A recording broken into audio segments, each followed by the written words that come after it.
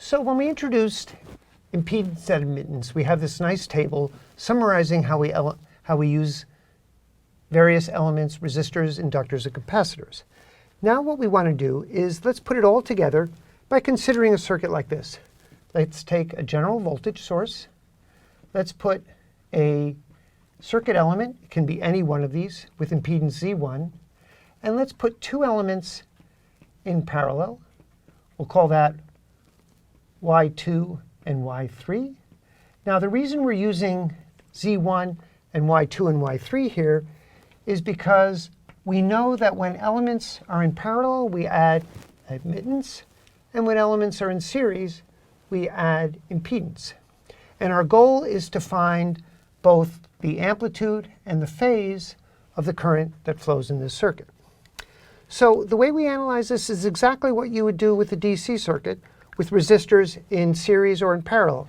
You add the resistors in parallel inversely, you add the resistors in series, you just add them. And so we begin by, let's look at this in terms of Z1 and an equivalent admittance, where our first step is to add Y2 and Y3 in parallel. Now, because these are now in series, we know this is equal, and I'm going to write a prime here to indicate the primed element. And so the impedance of these two elements is equal to 1 over Y2 plus Y3. So that's our first step. Now the next step is we have two elements in series.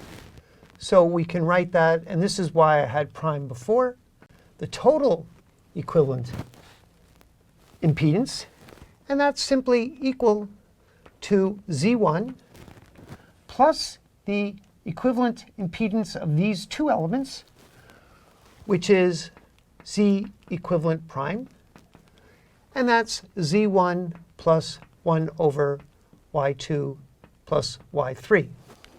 Now recall, all of these are complex numbers. It's simply an exercise in adding complex numbers, which you can do in one of our practice problems. But our goal is to write this as an amplitude and a phase. And then we know from exactly what we did before that the amplitude of the current is equal to V naught over the magnitude of this equivalent impedance, and the phase for the current, I, is simply equal to the phase of the total equivalent impedance. And there it is. That's how you analyze any combination of series and parallel circuit elements that are driven by a sinusoidal voltage source.